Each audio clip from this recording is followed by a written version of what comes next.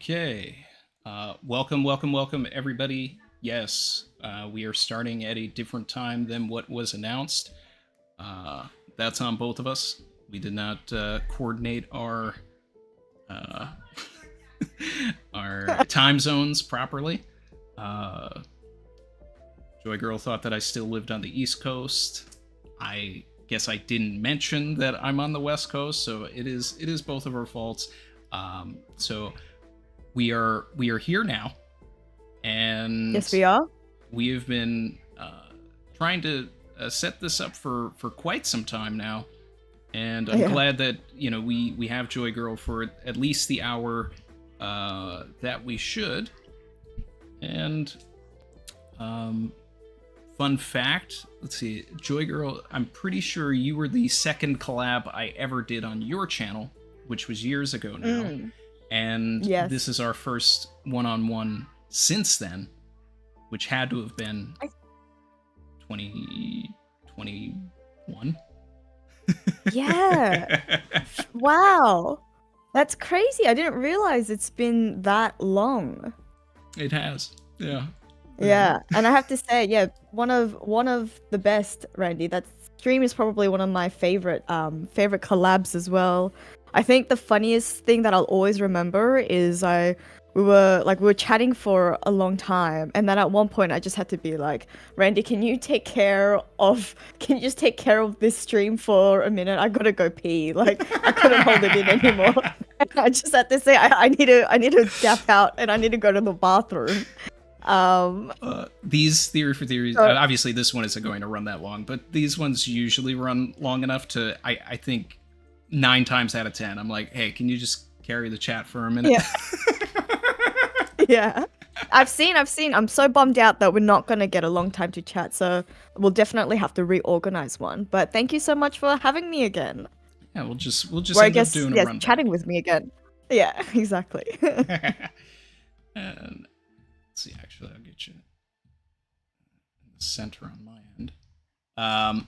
So I think that we are a little bit aligned on some of our thinking. Normally I open these up with like, how'd you get started, and give everybody your origin story, but I feel like we should just sort of, we have limited time. No time for that. Time for that. Let's just get into the discussion. But I jumped into one of your streams recently, and it seemed that we were aligned on things that I've been talking about on my channel, as far as I think that you also believe what's been going on with Bonnie is not exclusive to Bonnie. No. Yeah. When the Joy Girl thing first happened, I was just like, is this just because of her time fruit? Is it because of something else? And the more and more information we get about it, especially from the Gorosei, I can't help but think that this has more to do with Luffy than just Bonnie. And I think it's sort of a mixture of both, but it's not necessarily Bonnie's devil fruit specifically. I think it also goes back to what Vegapunk was saying earlier in this arc, where he said that all devil fruits are manifestations of people's imaginations, which is obviously a very apt way to describe Bonnie's fruit in particular, because her devil fruit allows her to transform into futures that she imagines for herself. But if all devil fruits are manifestations of people's imaginations for themselves, then I think the real danger and the real power of Luffy's fruit is to help other people unlock those imaginations or those potentials. Yeah. And that's why the Gorosei are so scared about Luffy and I think that's also why the Gorosei are so scared about letting Kuma and Bonnie go off. So the thing that I think this happened, it was from, I'm gonna say chapter 1120. The chapters are all sort of getting mashed up together in my mind now. But I think it was chapter 1120 when the Elbathian ship are making their escape, and then Saturn decides to go after Kuma and Bonnie specifically. And I remember when that happened, I was like, why is he going after Kuma and Bonnie? Shouldn't he join the others in fighting Emeth? Shouldn't he try to attack Luffy? Like, why Bonnie and Kuma? Kuma's half dead. And then when the next chapter came, and then Saturn said his line again about you're just like you don't understand the real potential, you don't understand the significance about Nika to Bonnie. I was like, hang on a second. He doesn't want Bonnie and Kuma to escape because then they can spread the gospel of Luffy. So I don't know how much of the previous stream that I was like the impromptu stream I was doing on my channel, just waiting for you. I don't know how much of that you caught, but Not basically much. we were talking about. I was just like, I went into basically- that. I was just like, oh wow, it's got to be like 3 a.m. for Joy Girl. Yeah. She's streaming it this time. I was like, all right, you know what? I'm up and I'm up early anyways. There's no reason to waste time, so we'll just hope that Randy comes on, and then in the meantime, we'll start entertaining people with my half lucid, half asleep brain. But basically, on our channel, we were talking about theology, like biblical Christian theology, and One Piece. And so if we think about it that way, I feel like, and I just watched Deadpool and Wolverine on the weekend, so I was just coining Luffy is Shonen Jesus. And so if Luffy is Shonen Jesus, I don't know if you've watched Deadpool and Wolverine actually. Maybe I shouldn't have said anything. Okay, great. So if Luffy is Shonen Jesus, then the Gorosei and Saturn are scared that Bonnie and Kuma are going to spread the gospel of Shonen Jesus into the world. I agree with you wholeheartedly on all of that. And not only do I think that it all calls back to what Vegapunk was talking about in like 1069, I think that was the chapter, but it also goes back to 218 with Willie Gallen and saying, you know, like as the ship from St. Brice is falling from Skypiea, you have Willie Gallen, and he says that anything that humans can imagine can become reality. I'm paraphrasing. Yeah. But it's like, it's those words that are essentially echoed by Vegapunk, and now my confusion about all of it is, if someone can manifest a devil fruit with their thoughts, and, you know, like someone says, okay, I want to slow something down, and then on a tree or a fruit something is the Nora no Mi, you know, I want to do this, and then suddenly, like, they have this fruit. Is it essentially a thing where you need it to be a fruit, or can people do these things without fruits? Because we've also seen characters manifest things that are, you know, the characters that are human. Like Ashura is a manifestation. So it's like, what is the pinnacle of just humans? And then that makes me wonder if Gear 5 and the Nika form isn't so much a product of a devil fruit, but is actually Haki. And now, you know, it's the awakening. You have Kaido saying things like, devil fruits don't matter. Haki is what matters.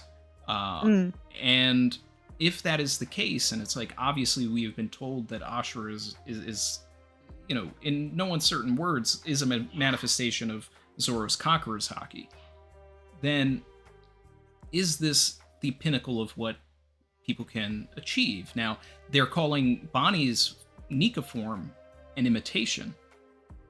Yeah. And I think that it is a literal imitation, but it is not a limitation of just her fruit. And it's like, I want to see a situation now where the entire crew in the top tiers of the world find their own versions of what it means to go Nika, to achieve your utmost awakening. And the character that I think would benefit the most out of this, if Zoro can do this without a devil fruit, then I want to see Usopp do it.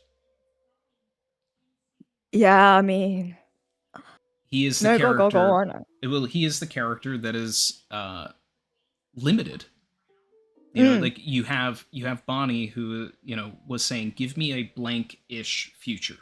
Give me a blank-ish future." and then says, give me a future where I'm the most free. There's no ish anymore.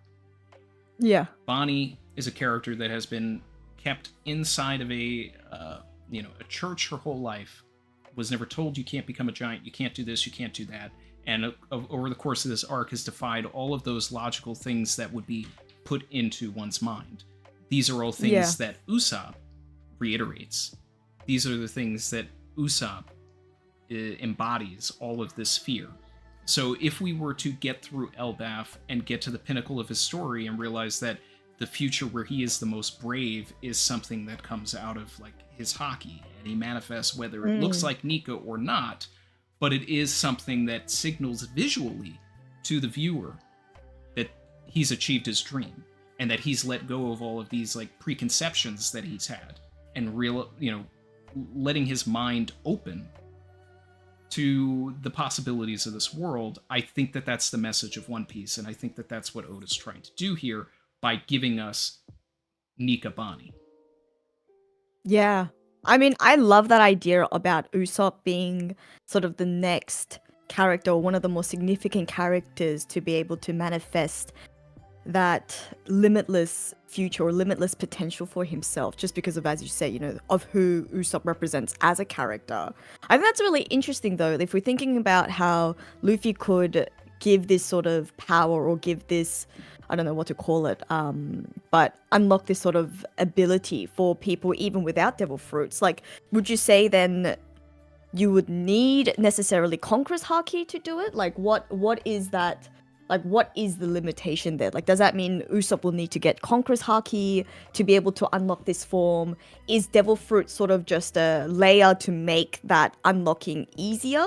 Is it, like, do you know what I mean? Like, why have devil fruits at all?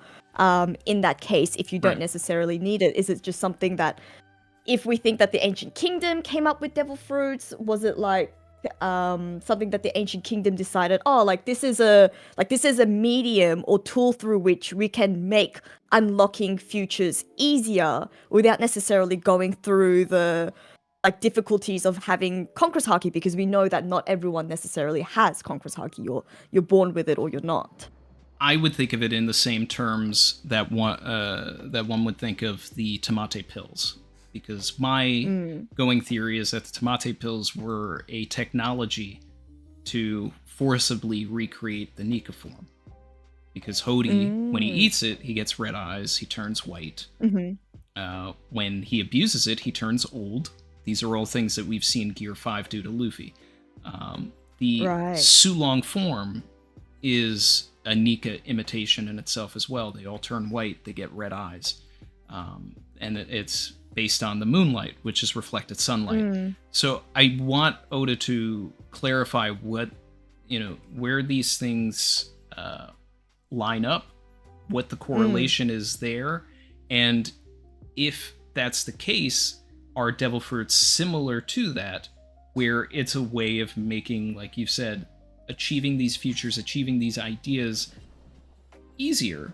And then if you have conquerors, you can get there sooner. So like Zoro being able to reach Ashura. I personally believe that the next person that eventually will be revealed on the crew to have conquerors is Usopp. He's a character that it makes sense to me for him to have that. So that's sort I of... like that idea.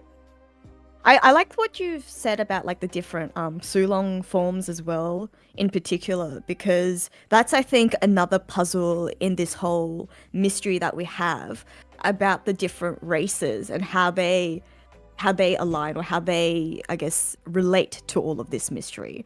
And obviously the way that Vegapunk's message has been going, he's basically also said something along the lines that the fact that all the races in the world, the different non-human races, have been persecuted, that's also somehow intrinsically tied to the whole lore of One Piece, which I think we as the audience, we as readers, were able to put together anyways. I think we're able to infer that just from King, as having been previously, the Lunarians previously being considered gods before they were dispossessed of their lands. And then but then for Vegapunk to explicitly mention that, it's like there is a particular link to it all. And so if you think that maybe if in every race there was some sort of godlike power or, godlike being, and then if I've also thought maybe then the devil fruits were also a mechanism for people to counter that. Because like people being non-special races, we've known always that like other races are always superior to humans, like the fishmen, the Lunarians, like whatever. They've always been considered stronger than humans. So I've also been playing with the idea that devil fruits are like a mechanism that people came up with to try to match these powers or these abilities of other races. I think I'm at the point where I believe that all devil fruits and everything that we've been told in the story essentially is propaganda, and that it's like, I think every devil fruit is the same at this point, and that when a user eats the fruit and they have been told what the fruit is, that their mind locks into what it is. And if they haven't been told what it is, it becomes what their mind thinks it is. So it's like I don't know if we'll get to this point and it will be wacky, but it's like, when you take into consideration how many devil fruits are able to also tap into other devil fruits, like how many devil fruits has Law been able to tap into? And then like immediately he's just like, okay, I want to, recreate Corazone's fruit. He does, right? If you think it, you can do it. And now I don't know how this pertains to the idea of like changing it to Zoans. Maybe you have to be within the same type. So like maybe there are 3 types, Paramecia, Zoan, and Logia still. And it's like, if you're a Zoan, you can technically change into any animal once you realize that you can do it, or you can change it to any element if you're a Logia, or, you can access any Paramecia ability if you think that you can. But, yeah. Or if suddenly Luffy is told, oh yeah, you can do anything, and then like he decides, okay, well now I'm going to be Smokey, and turns into Smoke. Yeah. Like I don't know where this is going to come to, but I feel like there has to be some explanation for why so many fruits can use the properties of other fruits. I mean, I love that idea because like we wouldn't even have to limit it to the types of devil fruits in that case. Like, there's a reason why there's a few devil fruits, like why Paramecias in general are so hard to define. Like, it's really hard to say like what Paramecias are. Like, Paramecias sort of seem to be like a catch-all for things that don't fit into a Logia or don't fit into a Zoan. But it could be that, it's because these definitions or these like types of devil fruits are like they're redundant, and if there was no limitation at all, like that's why there's so many that sort of blur the lines. I quite like that idea a lot. So I'm having trouble remembering though, so let me know what happened with Kaku and Khalifa. Did they? So they were not told what fruits. So they were not told. So like Khalifa just basically decided for herself, and Kaku decided for himself. Like, you know what, giraffe's a good way to go. Like, that's a giraffe. He had a he admired Lucci.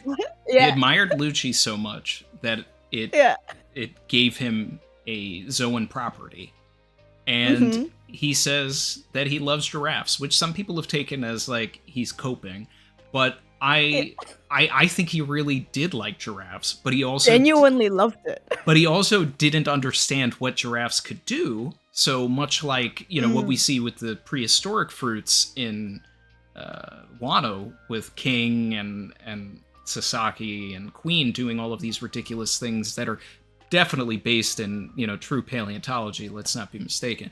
But we see Kaku like shrink his neck in.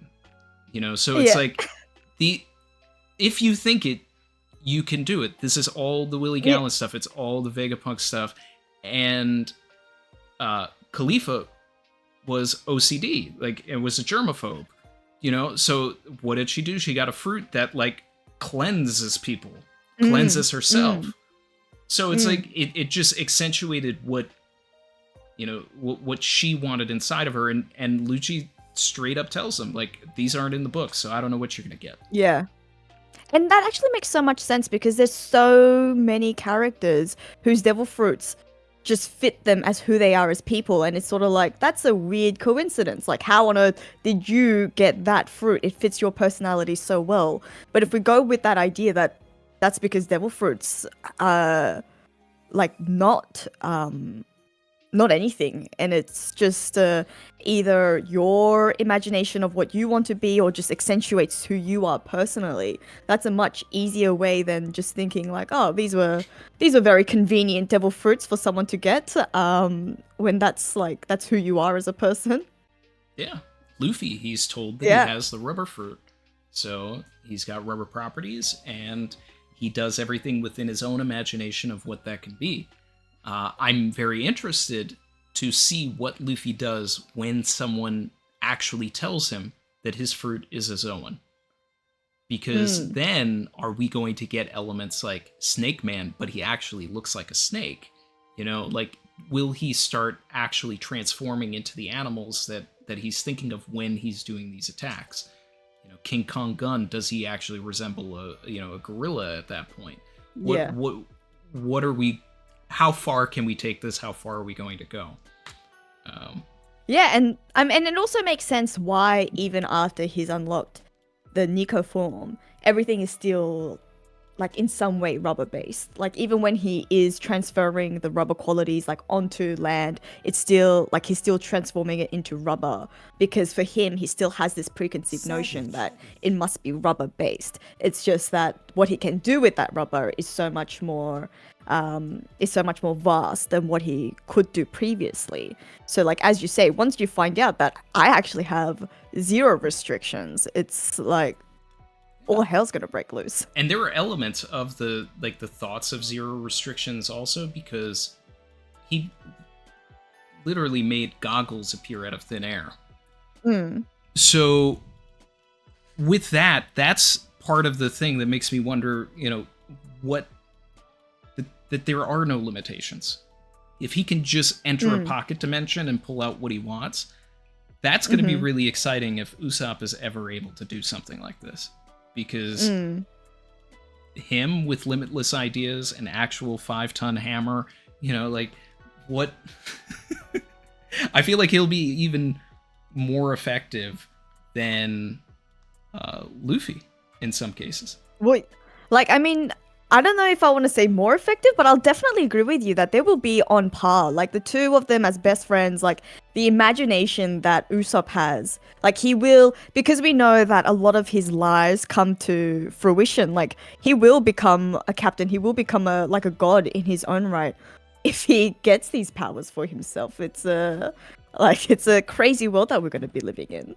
I wanna ask you then how you think this might interact with the idea of devil fruits having a will in that case, because we know that Zoan, well, I mean, I don't know how it fits in with the idea that everything's a propaganda, but we know that Zoan devil fruits for sure, definitely, or mythical Zoan devil fruits for sure have a will of its own in this case. And I don't know if you saw the sort of like the extra material that's come out in like offline or off canon material, but prototypes that's come out, that's been released, or people have found early prototypes of odors, and one of the earlier ones was centered around like a thief who's going to be named Pao, and then he also, like, Oda in 1994, before One Piece became serialized, drew this laughing old man spirit named Mary, who was sort of the human personified form of the laughing tree spirit. And we even know from Romance Dawn that there are, like, he's always had this idea of like a tree, that the devil fruits actually came from existing trees and they have some sort of will, whereas this isn't an idea that he continued with, as far as we know, for One Piece, because it hasn't been mentioned in canon yet. But ever since that's been revealed, I've been thinking like maybe it is actually something we're going to get in One Piece in some form, because there's so many other elements that Oda has kept. Like Mary obviously was the name for the ship, but then the idea of like a tree spirit, like a devil fruit spirit, is something that exists that we know in like Zoan fruits. The idea of like even the characters, like obviously like Nami's been played around with over the years, but he's always wanted like a Nami-esque character. Zoro as well, he's wanted in some form or another. So then how, like, do you think that the whole will of devil fruits will come into play as well, or then do you think it's all just the will of the user in that case? I think that Oda's overall theme will be to empower the user. So I think that the fruits will have a will of their own, but it's about the characters that eat them overcoming that will. So it's like, I think that like the message behind the message is that Oda is trying to empower the reader to go after their dreams and let them know that nothing is impossible. So it's so he's using that through Luffy. He's now using it through Bonnie. If I'm right, he'll eventually like the emotional catharsis of the entire series will be when Usopp is able to, you know, do that as well. And I do believe that when we eventually get some Void Century flashback stuff, we'll probably get something where, you know, souls of the people that were from the Ancient Kingdom, you know, were put into the fruits, you know, like trapped in the fruits or something. And then it's like there's just an element of these characters carrying on, and it's like, you know, through that in some way, like there were actual souls in the fruits. And there, you know, may even be some sort of like a Jekyll and Hyde element that probably will never get explored, but to this idea of what Luffy is doing with Nika, you know, that it's there's an element of like tapping into a past life, you know, memories that he can't actually access, but for some reason are flooding through him, and suddenly like he just understands how to do some things that Joy Boy could, because there's an element of him still inside of him in the fruit, Nika in the fruit, whatever it ends up being. Yeah, like I see what you mean. So it's not like he's not necessarily recalling like flashbacks of Joy Boy's time, but that lived experience sort of lives within him.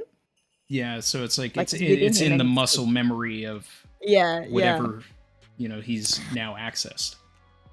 I personally don't mind that. Like, I personally quite like that idea a lot. I do think that some people will get quite mad though, because it's like the problem is always going to be like, oh, that means Luffy didn't work for where he's gotten now, and it means that, you know, it's another case of like just like luck, or, you know, just main character syndrome, where he gets all the muscle memory of a previous like giant ahead of him, like giant, not physical literal giant, but, you know, like a giant in the lore of One Piece. Yeah. But yeah, I mean, look, if anyone's gonna pull something like that off, I think it's Oda. So exactly, that's what I tell people all the time, you know, because obviously I'll get people in streams or anything that, you know, and I'll see it on Twitter, you know, the people that are upset that this is a Chosen One story, that, you know, this trope, exactly, this and that. It's just like, it's always been. But Oda spent, you know, 1,000+ chapters letting Luffy earn the point that he's at now. You know, it's like, all Oda has to say is there were, you know, 12 people who ate this fruit before Luffy, but none of them were achieved what Luffy did to show that they were worthy of, you know, Nika, something like that. Yeah,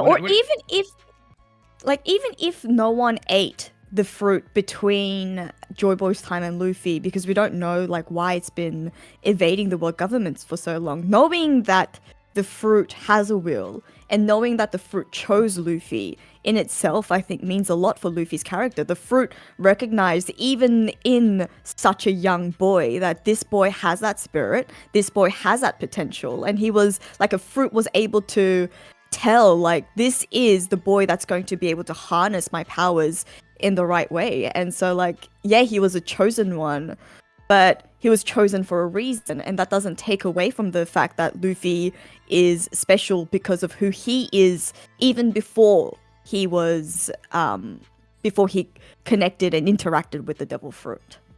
Exactly. Yeah. And what we're also dealing with is that we have several characters that are going to prove that they're, you know, part of this as well, because it's all a prophecy.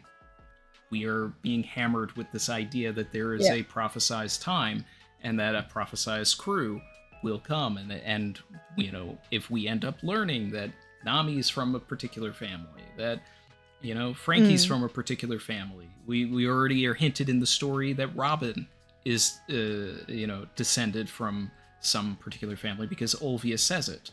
I have to, you know, I have to live up to the, you know, the potential of, you know, my predecessors and stuff. And it's like, you know, I'm paraphrasing, but the line implies that Robin is from a particular lineage. I fully expect Robin at some point in the story to also be revealed to be a D, because why shouldn't she be? She is the biggest threat to the gods at this point. Yeah, and I mean, now we know that, like, Clover is a D. So, I mean, yeah, it's a bit of a, like, I know some people think it's a bit of a joke at this point, but I think people also forget that, like, how vast the world of One Piece is. So it's like, it's the same thing with devil fruits. Like, I know when we first started in the series, it's like devil fruits are this incredibly rare fruit, and then now that as we Until like you get into progress the Grand Line. Yeah, exactly. But it's like, that's because, like, only special people make it into the Grand Line. Like, we're in the thick of the story, like, where the only people who are making it this far are people who are, like, who have something that others don't. You know, like, who aren't, like, not everyone's cut out for this life. But I guess on that note, I think something that, like, another idea that I've been playing with is, now that we're talking about the prophesized time and the, you know, that like, special moments coming up, what is your take on this whole Emeth situation? Well, I love the idea that, you know, we'll get to hear Joy Boy's voice when this gets animated, you know, because hypothetically that's who's speaking to him. You know, there's a lot of lore and things that, you know, were brought to me by the chat in terms of, like, Judaism with the name. My personal take is that Emmet is Oda digging into his sci-fi American, you know, film bag, and he's a Back to the Future fan, just referencing Dr. Emmett Brown. So sometimes it's just as simple as that, and, you know, not much deeper, but sometimes it's also both and more. So I like this idea that the robot seems to have a mind of its own. It speaks in the same way that Zunisha does. Oda characterizes the speech bubbles in the same way. So it's going to be interesting to see what role these particular beings play when we get the Void Century flashback. Were they at one point human, you know, and, you know, they were turned into these things? Like, you know, is the same curse that we've been told Zunisha has given to Emmet? Yeah, and, like, you mean that's why he's been so, I don't know, the word is escaping me right now, but for a lack of a better word, like, unconscious for that long, and then now he's compelled to act almost? It's like, you know, it only goes to heighten this idea that there's a prophesized time, that it's like he's, like, awakening. The time is now. Yeah. Like, for Emmet to even say that this is the time only furthers that we are in the prophesized year. We are in the prophesized months. Like, these are the key moments. We are in the final saga. This thing has been waiting 900 years to do whatever it's going to do in the next chapter or two, Yeah. which we'll see if it amounts to anything. It better be cool. I mean, my running theory has been that he's going to control Uranus, the last ancient weapon. But I guess we shall see. I'm sure the spoilers will be out very soon if they're not out already. So I think. I mean, I don't actually they're read already spoilers. out. I don't read spoilers, so don't tell us in the chat. So Yes. don't tell us, chat. No. But my idea, my idea has been that he's going to use the ancient weapon, and just because I feel like this arc has been so heavy on the importance of ancient weapons. Vegapunk's whole message has been around, like the powers of the ancient weapons. And it's sort of like, what can sort of halt the Gorosei at this stage? Like, they're super beings. So, but again, I guess we shall see. Yeah. Let's see. We got some super chats that I want to get into, and then I want to talk about the mystery man. Okay, let's go. So, Terrence Matthews said the person who makes sense to me is Sanji. This was in reference to getting Conqueror's Haki next. I think that Sanji absolutely has the potential to get Conqueror's Haki, but I think the most important person to get it for the story is Usopp. See Kev Dog in the chat. What's up, man? Yamil Diaz said, what if the three races symbolize the three forms of Haki? Well, that immediately makes me think Third Eye Tribe is observation. Lunarian armament. Yeah. And then our Buccaneer, the Conquerors. Could be giants. There's something to that. That's fun. Yeah. Terrence, no, I read that one. Growthstock said Sora, the warrior of the sea, is based on Joy Boy. Emmet is the robot from that comic, and the Aegon Rogers ship is the seagull always seen with Sora.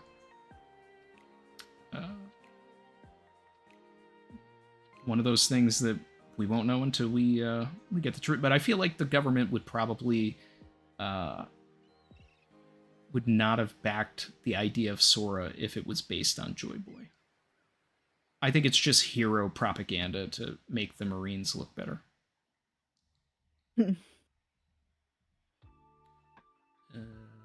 Brandon King said the bad smiles equal failed dreams. Forced to mask that pain. Yeah, I mean, when it comes to the smiles and the ideas that we were talking about earlier, I think that it just comes into the technology of it all. So it's whatever they did in the Ancient Kingdom that actually allowed belief, which I believe is the strongest power, like will and belief is the strongest power in the series. It was missing that. So it didn't have the chemical X to make the Powerpuff Girls. It it's the devil fruit from Wish. It's the Temu devil fruit. And the idea that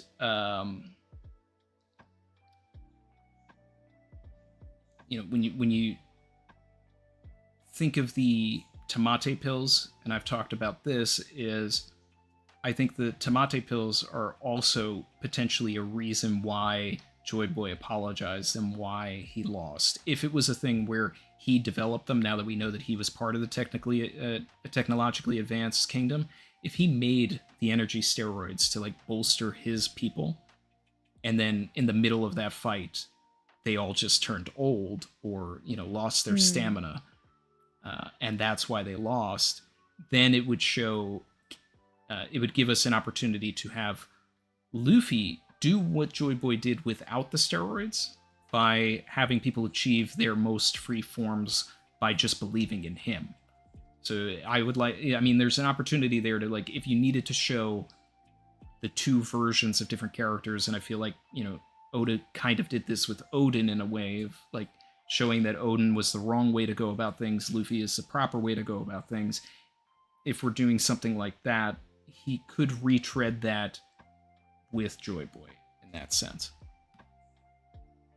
Yeah, I mean, that's a I guess like going back to the super chat, like the smile, I agree with you that it's almost as if like going back to our discussion, the smiles resulted in the way that they did because when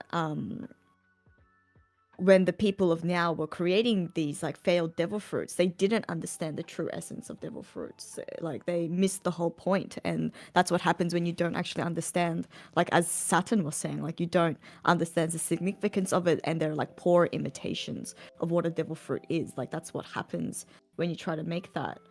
The idea of like the Joy Boy being a part of that like creation of the Tamata pills is so like it's so interesting because obviously they were stored with Fishman Island like for a reason. It's been a prized possession that like Fishman Island as a pretty much a confirmed ally of Joy Boys, knowing like the promise, knowing the poneglyph that was left there. It's like it's crazy to think what they were created for, like how much Joy Boy knew and how much of a role he had in the creation of it, and then what's gonna happen when like Luffy, I guess, like activates a similar power. There's so many like I think that's like the thing about One Piece is there's so many elements that there is to connect here. Like it's like and they're all connected in some way. Like it like that meme of like the red strings is like has never been more true, honestly, than in One Piece. Yeah, and I talk about the energy steroids a lot, but that's only because I don't think people talk about it enough. And I mean, and I feel like it's something that is completely forgotten about, and it was even a plot point in Whole Cake Island that Stussy was trying to get the pills, that Dufeld was trying to get the pills, these two members of MADS. So that's why I also feel like it was scientifically engineered. Yeah, I mean, I think you're like absolutely right. Like it's something that I honestly haven't really like thought about until you mentioned it, and it's like it's something that I'm definitely going to have to go back and reread a little bit more in detail because it's such an interesting point. Well, when we get to the true final saga, we'll look at Fishman Island completely differently because so many things, and this is why I think a lot of people don't like Fishman Island, is that it's a lot of setup without resolution and a lot of setup without even the hint of when we'll get the answers to that. And I believe that the truth is that the answers won't come until the end of the series. So it's like what similar to the Skypiea treatment. Yeah. What's the deal with the Noah? What's the deal with the Sea Kings? What's the, what is Shirahoshi's role? What are the energy steroids for? There's countless questions that come out of that particular arc. And a lot of endgame stuff. We're only starting to understand like what the purpose of the Noah, should be, like in essence. And it's one of the reasons why I lost your video. Oh. You there? Yeah, I am. Can you hear me still? I can hear you. Yeah, lost your camera.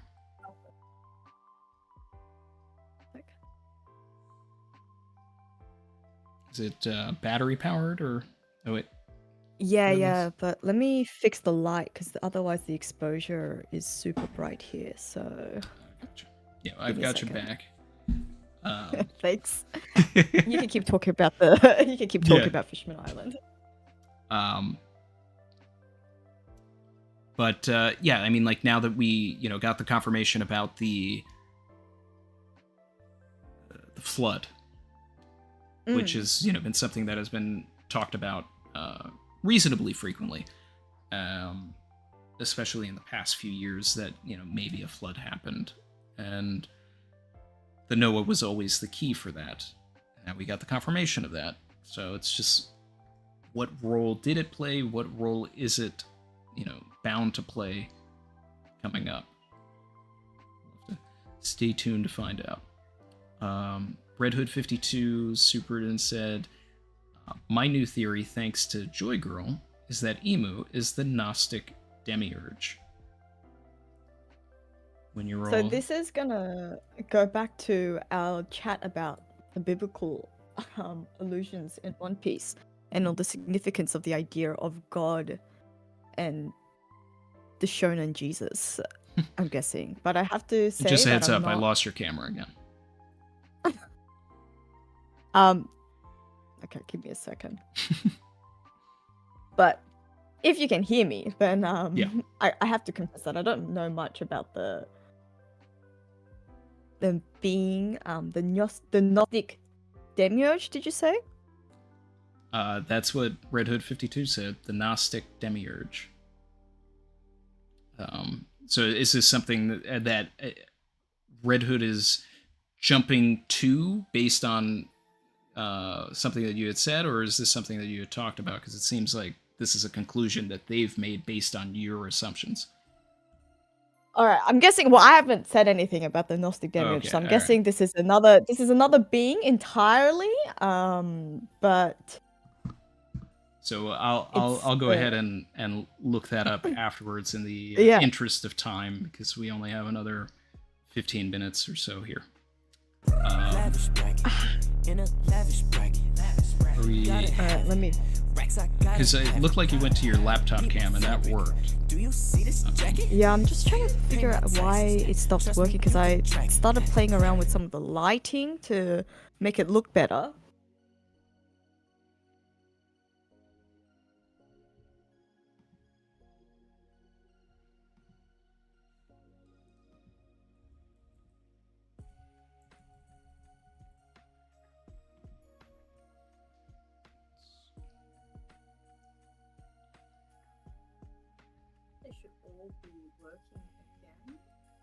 There we go.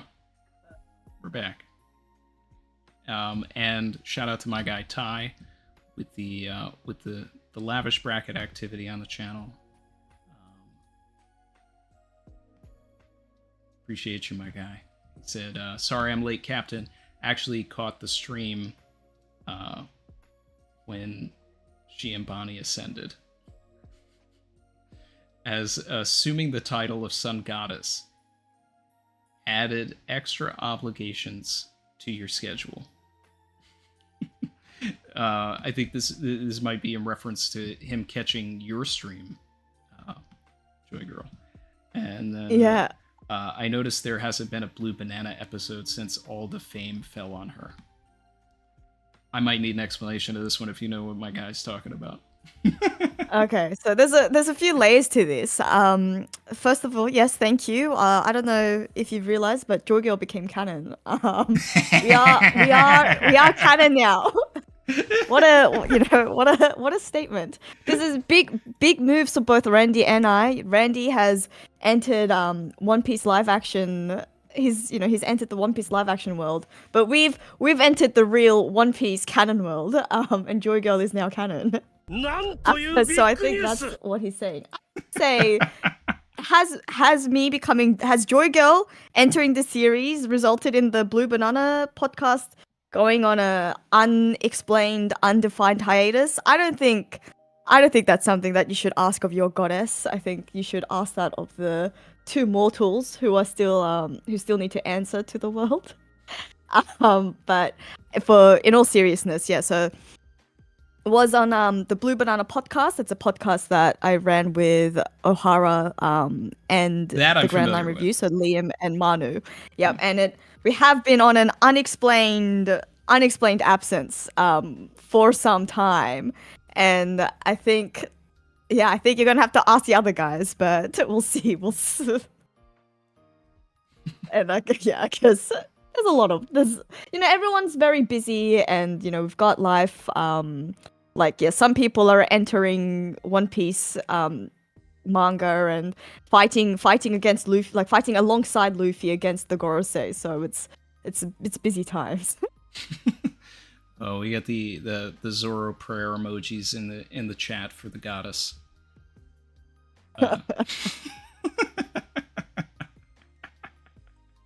But big W's to Ty.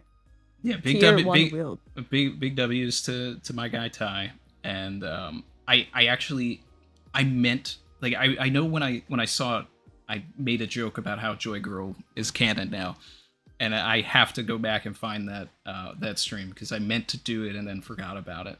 So I got to go back and watch a reaction to that now. And Terrence Matthews said, "Tell Joy Girl I said hi." Oh, hello, Terrence.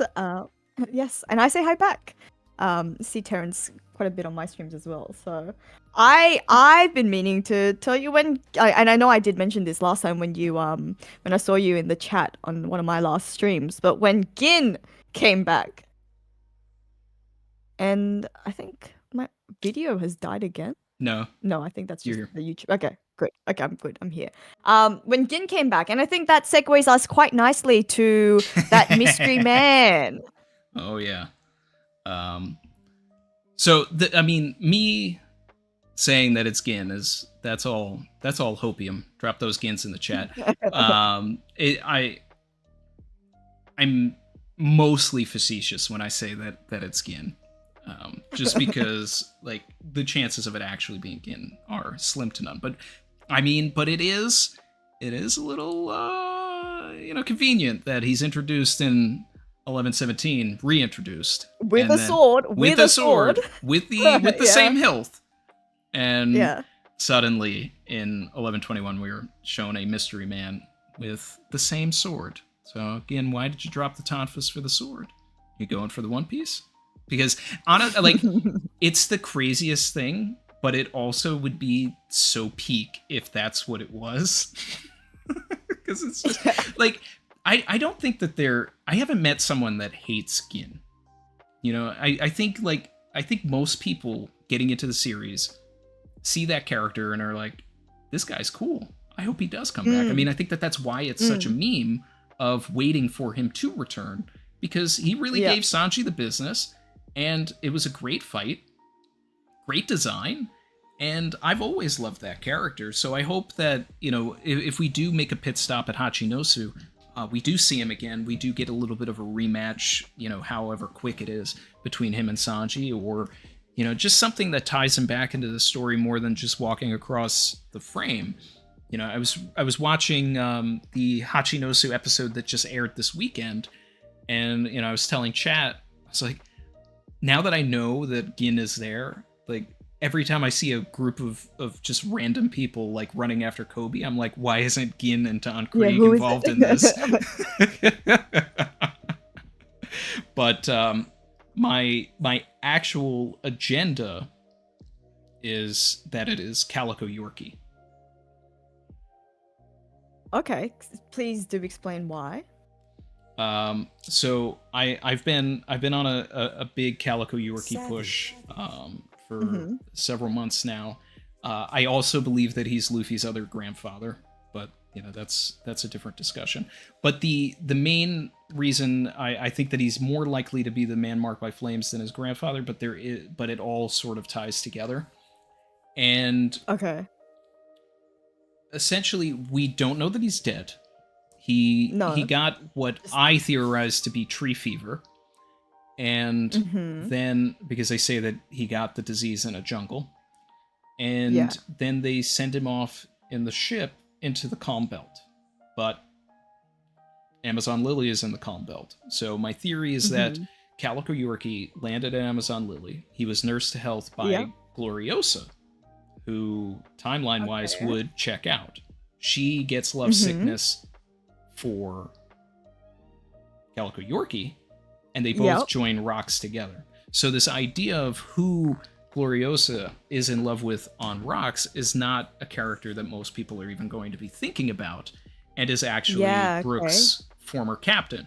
So then, as we consider that the first 100 chapters of One Piece are a prologue, the first flashback character that we're introduced to in the actual story is Calico Yorkie from Crocus, right before he tells us about the last island, Laughtail.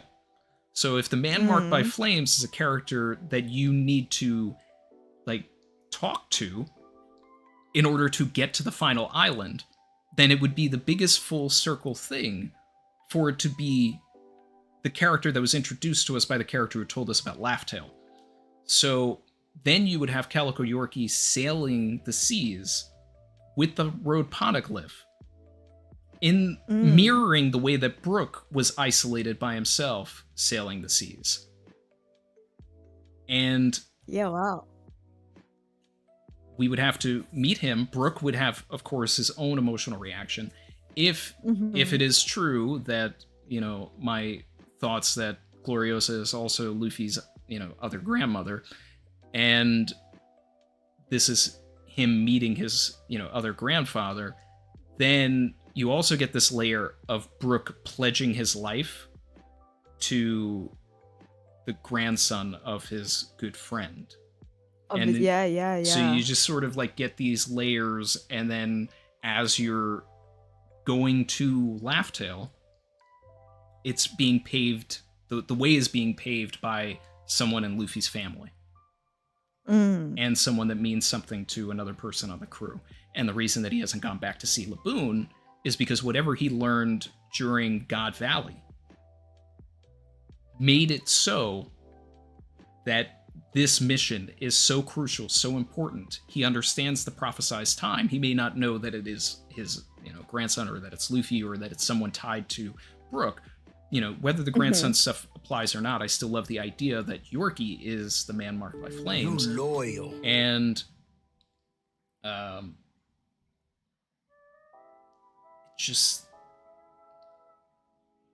just works for me. There's another defining point that is escaping me that I hope comes back. Oh yeah, the parallel on the page. All of the panels on the page mirror each other. Yep. And within the page as well. And the mirror for the other person, for the mystery man, is Figureland. So whereas every character ties to another character in some way, I believe the tie between those two characters is not that this is Shanks's twin, that this is, you know, some other Shanks, that this is some other Holy Knight or anything like that. It's the tie is that they were both at God Valley, and it should be a pirate, because if you look at both pages, it is a situation where at the bottom you have a revolutionary, you have a marine, you have a celestial dragon, and a pirate. So on the other page you have Kuzan, who is the pirate, you have Sabo, who is the revolutionary, you have Kobe, who is the marine, and you have Figureland, who is the celestial dragon. On the other side, you have celestial dragon, which is Emu, you have dragon as a revolutionary, you have Akainu as a marine, but you don't have a pirate. So if it is a holy knight and it's another celestial dragon, it doesn't mirror perfectly. But that's why I think it's a pirate. I think it's Calico Yorkie. That's the agenda. My other option is that it's Wang Zhi. It still needs to be someone that was a member of Rocks, that was at God Valley. That's my thought. Yeah, that is a fascinating thought. I hadn't even considered like Yorkie's another character that I haven't even like thought about in God knows how long. So is this the idea that Yorkie is both the mystery man and the man marked by flames? Yeah. And is it man marked by flames because of his tattoo? Is that what you're getting at? Or I would love a scenario where Figureland completely gave him disfigures, whether it's Yorkie, whether it's Wang Zhi, whether it's somebody. It doesn't. I believe that I would love if the man marked by flames was someone that was disfigured by Figureland. And I feel like whoever the mystery man is on that page, I feel like the thing that makes the most sense is that they are the man marked by flames. Doesn't matter who is the man marked by flames. Yeah. But we've been told that they are. You can't get to Laughtail until you reach this person and get the last poneglyph. Yeah. So if we're saying this is the top 12 people getting to the One Piece, then the obstacle to get there should be on that page. Yep. No, I'm 100% on that same thought train with you there that that mystery man, like who, regardless of who he is, has to be the man marked by flames as well. Because it's like at this point in the story, are you telling me we've got two mystery men, both of whom are critical to this like final saga? Like it has to be that same person. Like I'm 100% on that same boat. Yorkie, like I have to say, is like a completely like yeah. Oh yeah, just it's came out of nowhere. it's a wild take, but you know, Yeah, I yeah. I mean, I have like- ways to rationalize it. yeah, no, I see it. Like I see it. Like you've almost sold me on it. I have to say, like, I don't think I personally have like an agenda with this one. Primarily because I feel like whoever we theorize anyways, it's gonna be wrong. And like I see the merits of people like talking about, you know, why it's gonna be like Shanks's twin brother or like another God's Knight. I've also just felt like just being another God's Knight can't be the simple answer, like unless we have that God's Knight being somehow linked to another very important family, or this God's Knight member being somehow opposed to Figureland Garling, like, and there's some sort of like internal conflict there. Because otherwise, like we've seen other God's Knight members, like why is this one the special God's Knight member that's going to be somehow important to the end of One Piece and so shrouded in mystery? That's why I feel it needs to be someone we've seen before. Yeah. I was like, I mean, if I was thinking of another one, I was thinking more of like Scopper as a more obvious kind of choice, as someone who was on, like obviously on Roger's cruise, so knows a lot more about the lore and might be like safekeeping the Polneglyph for whatever reason, like trying to help new starts like make it to the Laugh Tale in the same way that Rayleigh's been helping people with the coating of the ships and making sure like the new generation can sort of like get to the last island. The other one, and this is like a wild take that it's just a bit of a fun, was that because I started thinking about like, you know, this sword has that same hilt, like very similar to how Roger, like Ace's sword, like Ace, not Ace's sword, Ace, had that similar curved hilt as well. And I see that, I think this time I have actually run out of battery, so I'm gonna... Lost the camera. Yeah, we've got last 1 minute, of course. It's not I think people have mentioned this before, but it's not a Joy Girl stream if we don't have technical difficulties. So, what was I saying? I'm gonna cut down the exposure a little bit.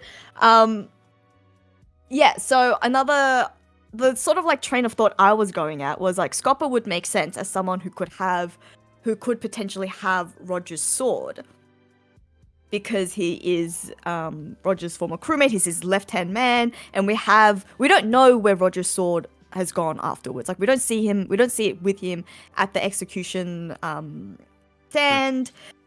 And so if anyone's gonna have it, it's gonna be someone like important to Roger, but we don't think, like, it doesn't seem like Rayleigh, Shanks, or Buggy have it, and they're sort of like the main characters who we know were also close to Roger. So then Scopper, as someone who like Oda has been holding out on for all this time, could make sense. But then I started also thinking, like, if we think about who else could have Roger's sword, like the world government could have his sword. Like, did Roger just hand himself in? Did he go offload all of his personal, like, effects and then go turn himself in? Or did he just go, you know what, like, all right, today's a good day to hand myself in? And went in there, didn't really think much of it, in which case the world government might have had his sword. And we also don't know what happened with Roger's body after he was executed, because like with Whitebeard, with Ace, like we saw that they got buried. You know, we saw they have clear grave sites where people can visit, people can pay respect to and drink sake. Haven't seen that with Roger. No one ever goes to visit Roger's grave. We never see like Shanks and Rayleigh cry over Roger's grave on an annual basis on like on the day that Roger's execution was held. And I think that's because the Marines wouldn't have given up his body afterwards. And we know that Vegapunk has been playing around with people's bodies to create seraphims, in which case, could we have a Roger seraphim?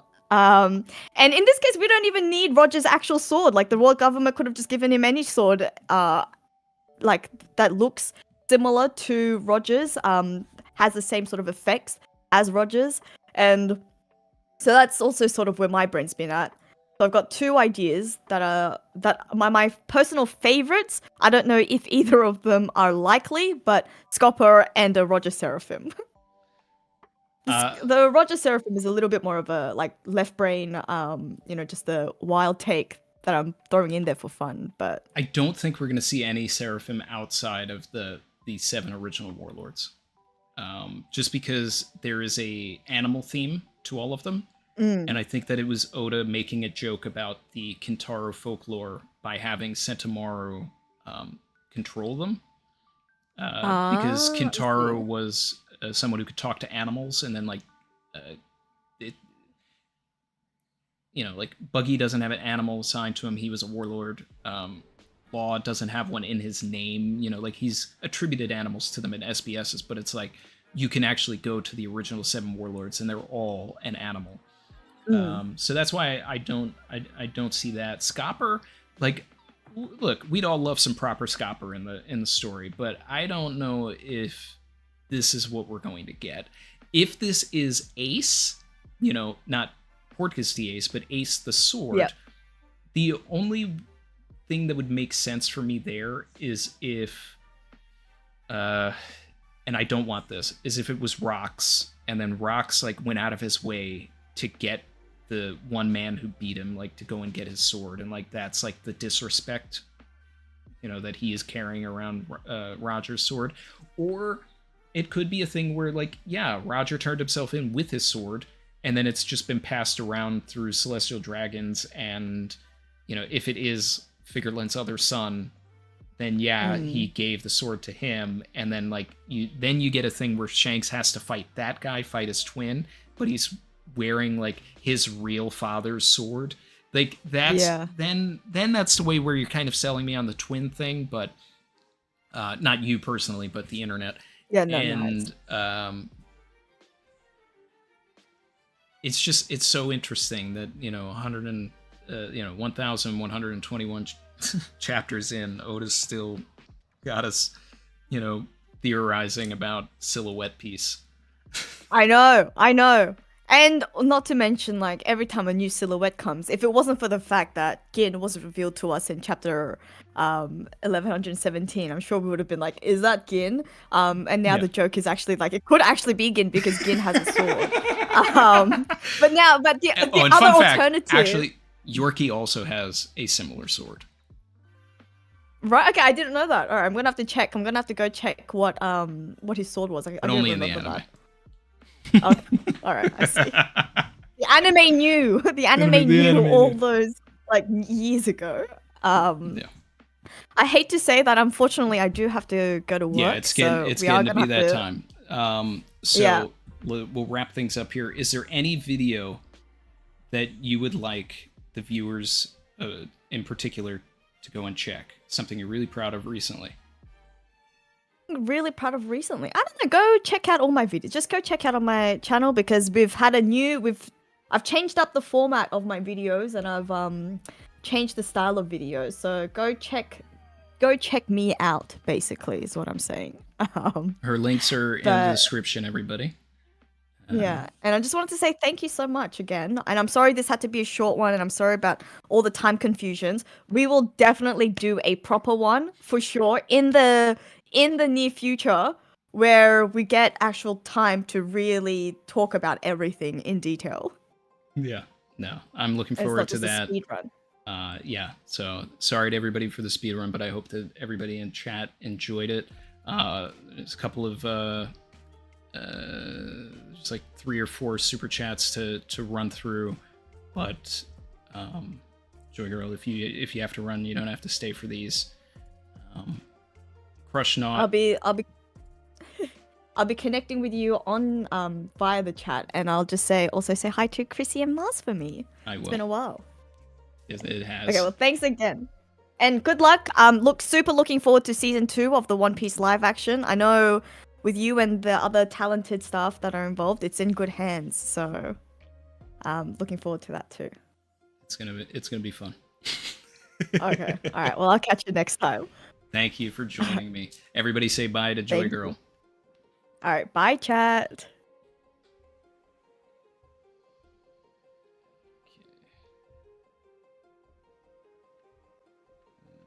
Before I get into these supers, give me a second to fix what's happening here.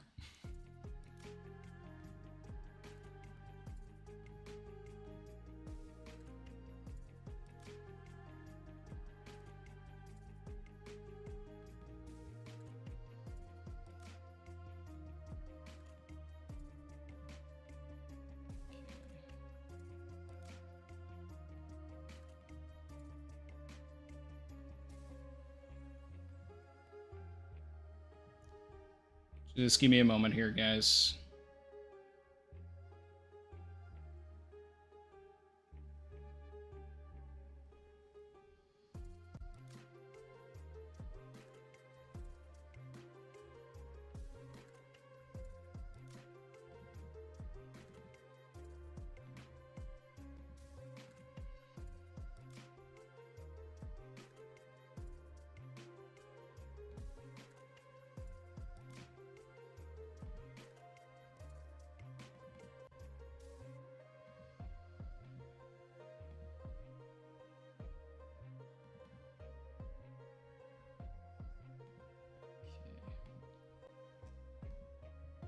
Sorry, guys. I have it set up for the collab, so when someone leaves, it makes it difficult to get everything back into place.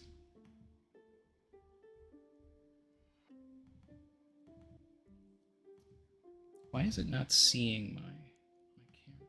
Oh, because I'm still in the call. Now I understand. Okay, now it's gonna work.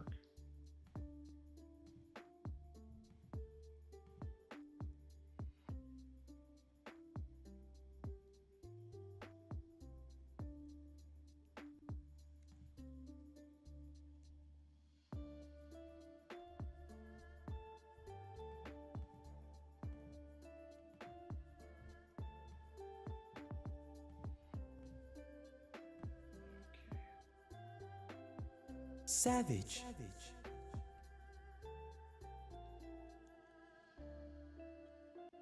Sorry about the trouble there, guys. I had stuff that was already preset to just kind of go over. But that didn't work.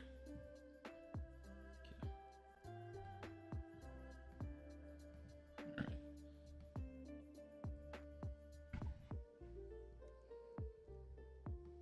All right. So these other... Crossknot super chatted and said, is the silhouette guy left-handed? We don't know for sure, but it seems implied. Thumb position, in my opinion, looks like it is a left hand. Gin might be left-handed. Yorkie isn't. Shanks was. Maybe You Twin loyal. is too. Are we sure that Yorkie isn't left-handed? Because technically we never actually...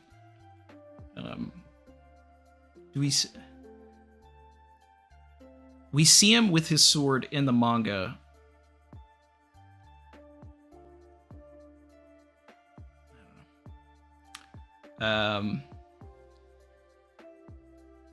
It is true that Gin might be left-handed because he used tonfas in both hands, so it implies that, you know, he's at least ambidextrous. I don't know if I'm going to be too focused on whether someone's left-handed or right-handed at this point. I think it was mostly just built for the positioning. But it's fun to think about. AJ1218, member for 38 months, asked Ty how the All-Star game was. Ty responded with some emojis. Terrence Matthews says, Miss Bakken's claim of Weevil being Whitebeard's son. If Stussy is a clone of her younger self, then maybe he did sleep with her.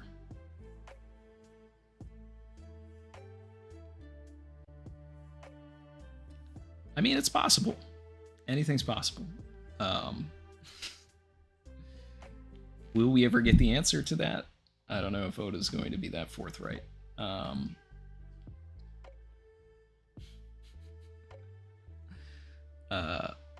But I'm more interested in seeing what's going to happen with this. I talked about it in a recent video, but the person talking at Hachinosu, that sounds really impatient. I'm wondering if it is Miss Bakin trying to go to the one man that already went into Impel Down to see if he'll do so again. He won't. But the thinking makes sense that she would go and ask the other person that's been killing Whitebeard commanders, see if they would help Whitebeard's son. Because apparently Marco, it's not his problem. Benjamin Schutz, member for 24 months, said, "Hey yo, what's up? Just came home from work. What did I miss?"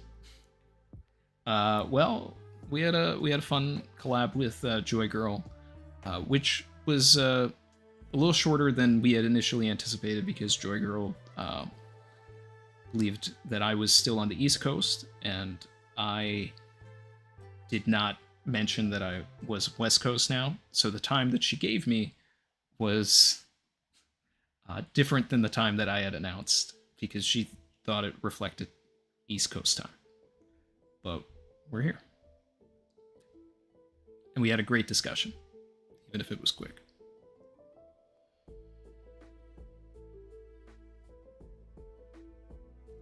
Japanese Jim supered and said, "Just watched Late Night with the Devil recently. Can't wait for David Dastmalchian to kill it as Galdino." Awesome that you got to be the one. You got to be the one to announce it. I didn't announce it. When did I announce it? Netflix announced it. Sorry guys, I can't. I cannot be the one to give scoops when it comes to the production.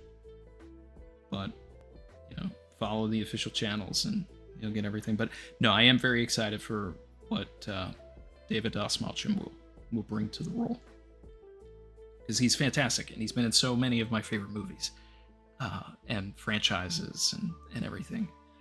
And it just, when it was even brought up as a potential thing, I immediately was like, oh, that's good. Red Hood 52, member for 18 months, said, "Randy, on a 1 to 10, how drippy do you think Emu is?" Currently, 0. Out here looking like a shadowed Bene Gesserit from Dune.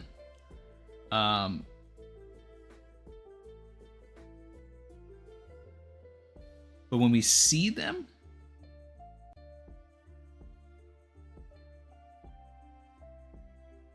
definitely not a 10. They're not going to be 10 on the drip scale. They're just not. I'd love to be wrong, but I'm going to say that they're going to be like somewhere in the middle. They're going to be wearing something really funky, I guarantee it.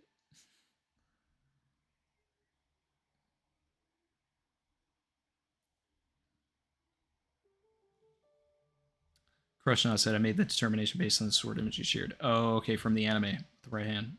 Yeah. Then, hey, look, if I'm wrong, I'm wrong. I don't care, but it's still a fun theory.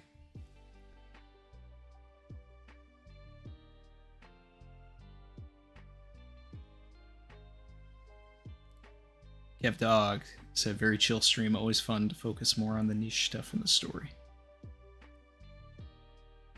That's what I try to specialize in, Other channels, they may focus on the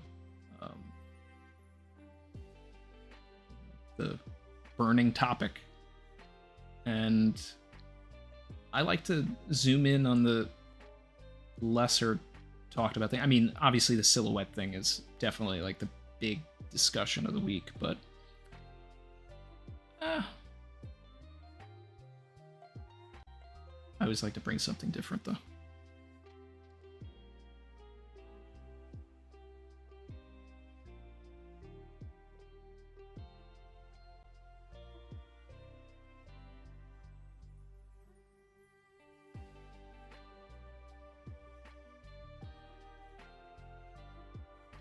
Chin wants it to be Yorkie so bad. Look, I'm a fan of full circle storytelling, so I'm always going to look for opportunities to like get that into the story.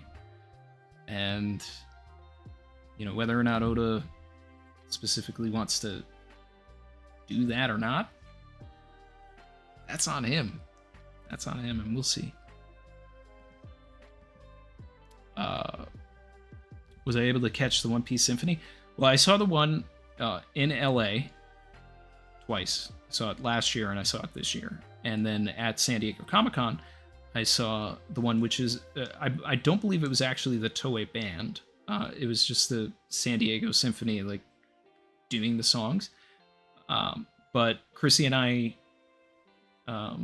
got to see a little bit of it. We caught them practicing, and they were practicing Over the Top, which is Chrissy's favorite opening. So she had a very visceral reaction to being there for that, and that was fun. And then later in the day,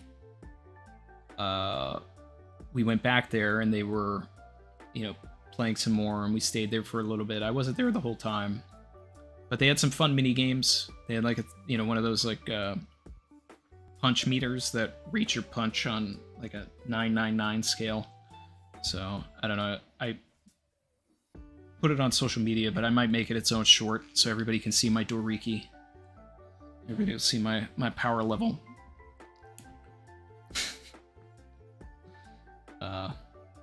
Comic-Con was fun.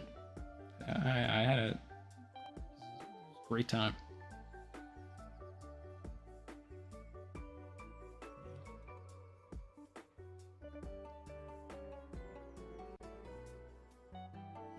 Jen asked if Chrissy and I have been to cons yet. We go like every year, sometimes to multiple ones. San Diego Comic-Con was the first time that we went to one together without Mars. And that was a different experience, more in tune to what we would do before we were parents. But we love cons. Love them. Let's see.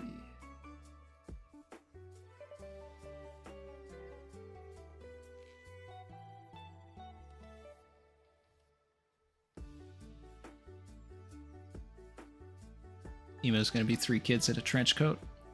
Oda already did that with the ASL flashback.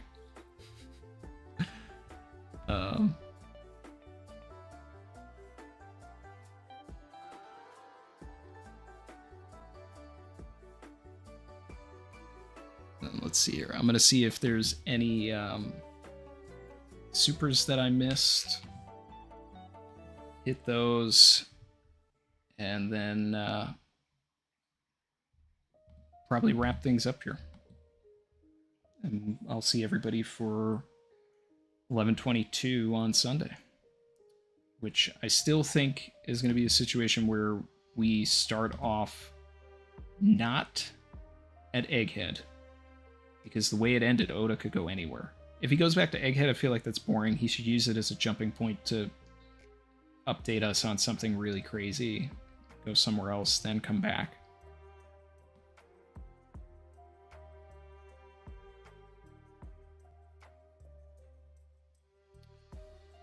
Oh, I missed this one from Crushnaut. Love your stuff, bro.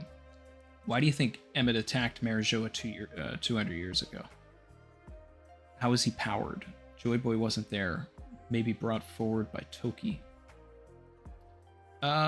Interesting thought about being sent forward by Toki.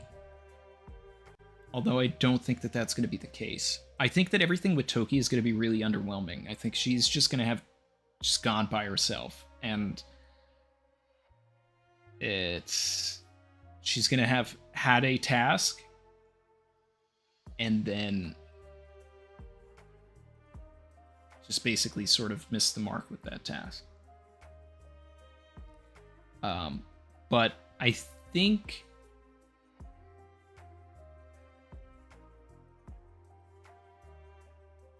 I am very interested in why Emmet attacked 200 years ago specifically. The only things that we really know about 200 years ago is that the Saint Briss, went to Skypiea at that time. So I don't know if that ties into all of it. But, I mean, it could be a similar situation with, like, what Ashura Doji was talking about during Wano, like, first or second act, where 10 years ago they got tired of waiting for the prophesized time and went and stormed on their own, and like everybody died, and Ashura Doji was the only person there, and it's like maybe Emmet got tired of waiting, or perhaps there was something or someone that made him believe that the time was now.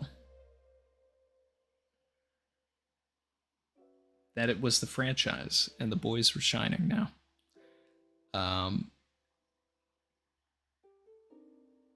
But I think the more interesting question is, we were told that the robot powered down in the middle of the Holy Land, right?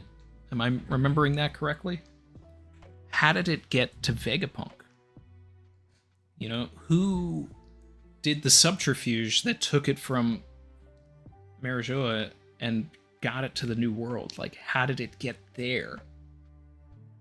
Because those are the questions, because those are the secret people behind the scenes that have been moving and shaking things for quite some time. And in theory, it's probably the Giants, because they're the, you know, they're going to have the biggest boats. They're going to have, you know, the strength to do it. So I think that it's all going to tie to Elbaf, because Joy Boy is going to have ties to Elbaf, and they may be the ones that sent the robot.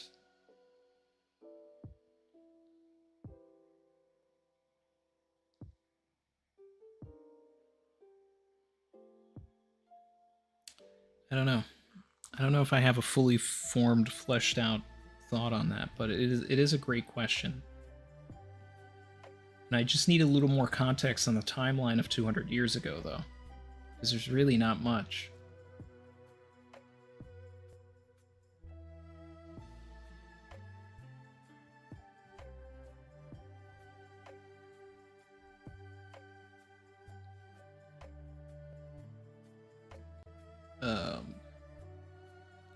Krishna said maybe Poseidon or others could power Emmet too.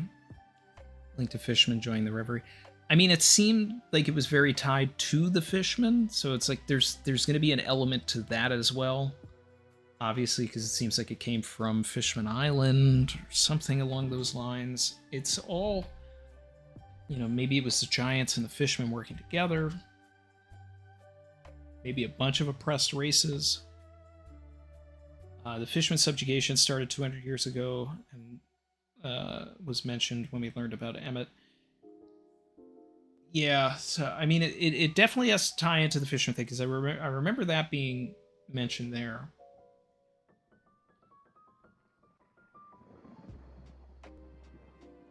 But does that mean that for 600 years the Fishmen were accepted as well? Because then what changed the tune? What turned the tide for them? Or were they just not known?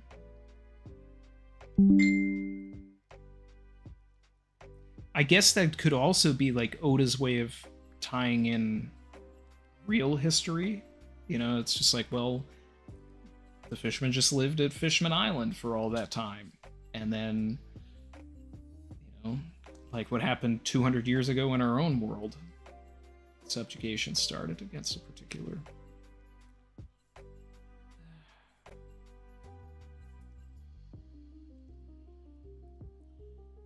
That's probably what Oda's hinting at.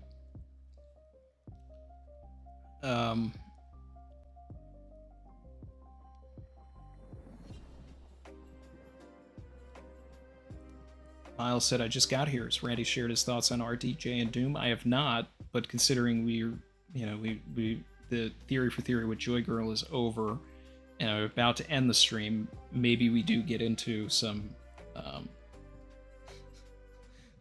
Marvel thoughts, some late night Randy Unleashed. I'm iffy on it.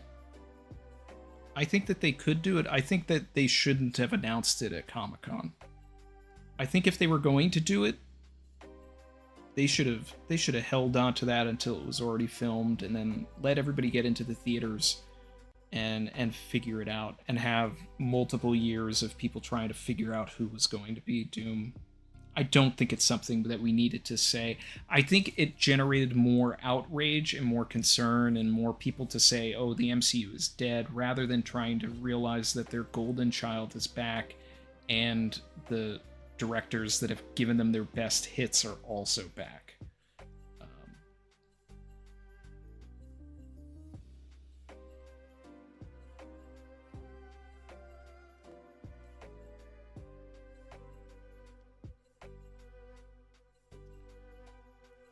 I think that they have a reason to do it. And there have been comics where Stark was Doom, but I think the act of desperation isn't so much that they brought Robert Downey back. There's a little bit of that, but I think the act of desperation is actually the announcement. That they felt it so necessary that they needed to announce that 2 years ahead of time, than to just let it cook. I think the better thing that they should have announced, I think they should have told us the cast for X-Men. Because they're already writing it. Most of the people that are going to be Cyclops, Jean, Storm, all of that kind of stuff, those are going to be offers. And that means they're not necessarily going to be auditioning people. They're going to say, well, we want this person, we want this person, we want this person. So they already know. And if that's the case, get us excited about the X-Men, not Doom. Let that be the thing that you hold on to. But they avoided all things about X-Men, and and based on articles and things that have been said, it almost seems like they're all in with Hugh Jackman just being back as Wolverine full time, which I'm also like, I let him retire.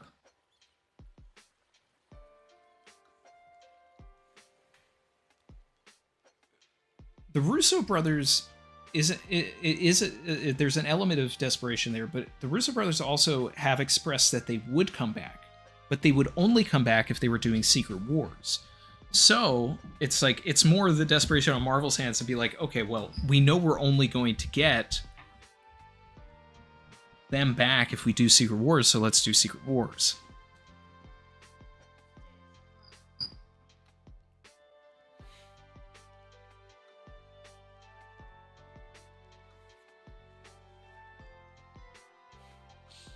Miles said the Bendis run of Infamous Iron Man would have been my take to adapt Doom to the MCU, being that, but that being said, this doesn't look like that, honestly. And especially since when they announced him, they called him Victor Von Doom, which is, weird, unless, this is Tony Stark, but, he goes to Latveria and he changes his name or something. I mean, there's multiple different ways that it could happen. It's a variant of Tony that was in the car when Winter Soldier, killed his parents, and then he grew bitter against this soldier serum and anybody that had powers. So, new mask, same task. Is he creating Ultron again? But it's, the darker version of everything that Stark wanted. So, he's just on this sort of genocidal path against anybody with superpowers or the world in general. There's obviously the idea that in 616 you have the Earth's greatest hero, the main character of the MCU, Tony Stark, their greatest hero. Now they're the greatest villain that they'll ever go up against wears the face of their greatest hero. There's a lot of catharsis and things that can come from that. You bring Tom Holland back and he's just like, but that's my father figure, blah, blah, blah. I get it. There's a lot of things that you can milk out of it. But what's also good? Getting somebody new. I mean, I don't know if that's a novel idea, but I just, Deadpool and Wolverine hasn't been out long enough for me to start talking about it. But for as excited I was about a lot of things that happened in that movie, it didn't do what I wanted it to do. And the way it ends, I felt was also an act of desperation and not the smart way to go about things and not the way that it was marketed. I'm trying to be as vague as possible there because I can only imagine there are people in the chat that haven't watched the movie. The movie is fun and it does some really crazy things, but it is not the perfect movie that I think people wanted. Did I go to Hall H? I didn't. I mean, I was there while it was happening, but I was like, I don't like lines. If I've got to wait in a line for multiple hours or even like 20 minutes, I'm like, I can go home. I'm not doing that. Unless it's like, yeah, come on, you're in this. I don't like lines.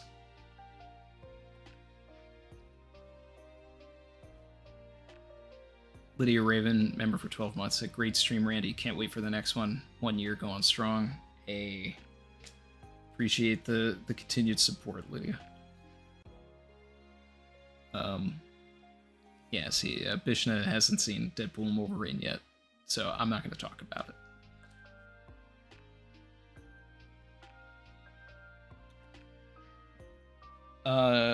Scape Shift said basically you're saying that they totally missed the Deadpool and Wolverine dynamic. No, I think that they got that.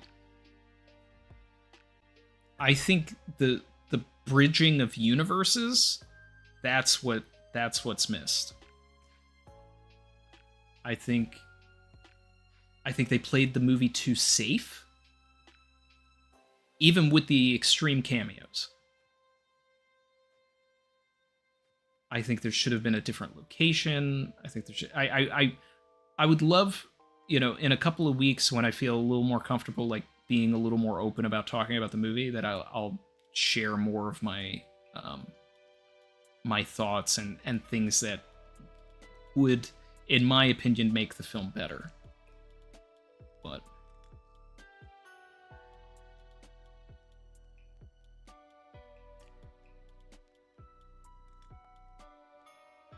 what would I rate it out of a 10? I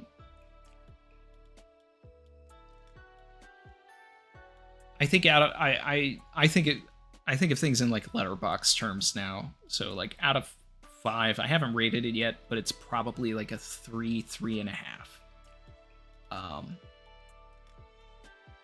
But there's some cameos in there that are like 5-star cameos, 10-star cameos, but it doesn't elevate the movie to the point where I can justify saying this is a 5-star movie. Like it's not.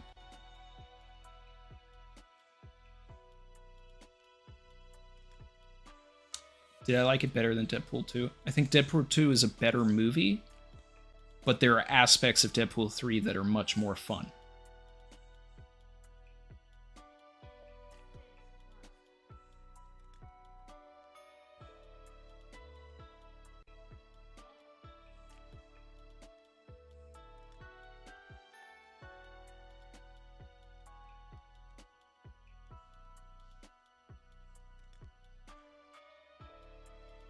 Crushna said, where did I get the Goma Goma no Mi that's behind me? That one is part of a set from the TCG. So the One Piece TCG, like it came with, it opens up and then like it had 2 playing card packs inside, and it's like some rare cards, exclusive ones.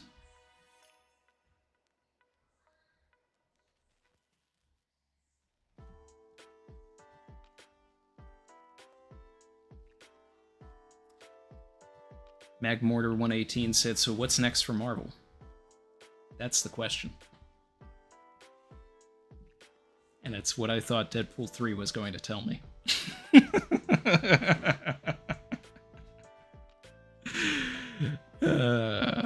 Yeah. Okay.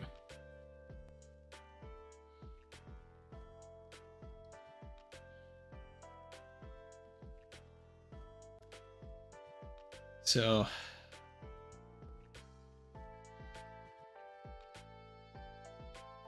what do I think of the new project, the One Piece that's going to be made by Wit Studio? I'm excited for it. You know, I mean, it's just, I don't know what it's going to be.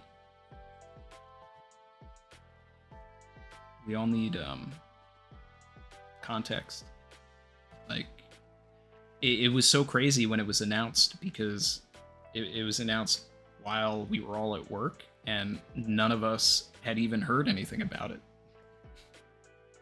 Like, there was no inside scoop for anything. So it's just, okay, that's happening. And it's completely separate. So. I just hope that they don't try to, like, change things. Obviously, the pacing is going to be better. So I hope it's just extremely true to form, exactly the manga, and great voice acting, and adapts the cover stories. That's all I can ask for. And it's a lot to ask for.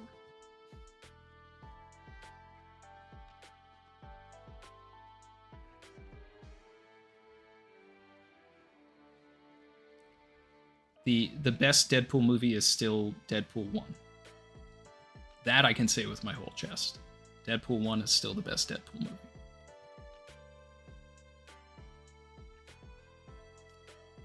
Jin, the cameos are better than Multiverse of Madness, and I've discussed why I disliked the cameos in Multiverse of Madness, and this movie didn't do what I didn't like about that movie. So if anybody remembers what I said I didn't like about that movie, like, that's what I liked about Deadpool 3.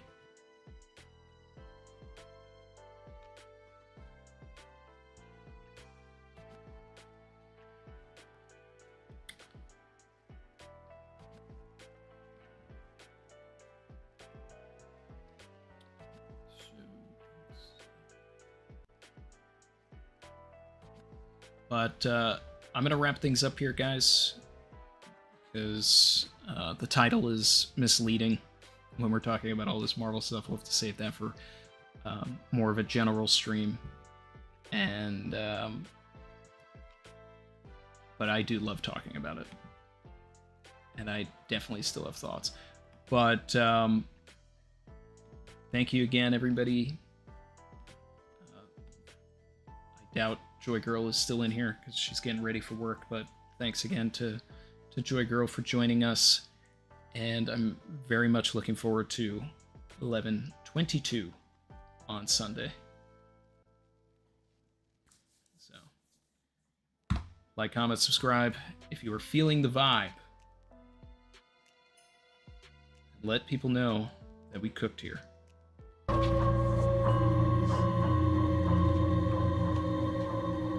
Someone cooked here.